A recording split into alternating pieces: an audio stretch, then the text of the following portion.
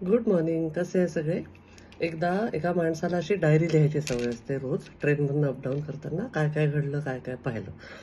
एक दिवस तो त्याच्या जर्नीमध्ये एक छोटा मुलगा बघतो, बिस्लेरी विकणारा जात असतो ट्रेनमधून आणि त्याच्या समोर एक फॅमिली बसलेली असते.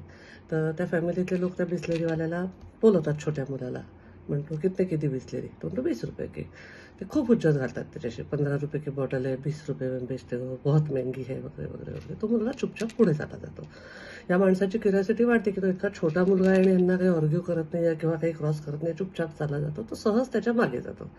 2 कंपार्टमेंट नंतर तो त्या मुलाला पकडतो. म्हणतो, का रे, त्या फॅमिलीने तुझ्याशी एवढी हुज्जत घातली, तू काहीच कसं बोलला नाही?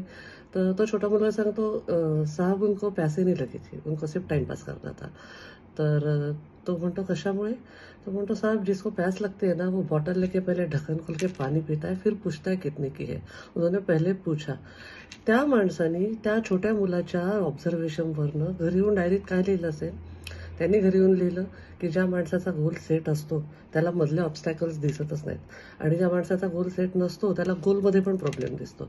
आपलंही असं होतं ना, आपल्याला असं काही ठरलेलं नसलं की रॅन्डम इकडे तिकडे कसंही आपण काही फालतू टाइमपास करतो. पण जेव्हा आपला गोल सेट असतो तेव्हा आपल्याला मधल्या सगळ्या कठीणाई किंवा मधल्या काही दिसतच नाही. आपण पूर्ण त्या गोलच्या डायरेक्शननी जात असतो. हे मुलांना सांगण्यासाठी चांगलं आहे की काहीतरी गोल पाहिजे.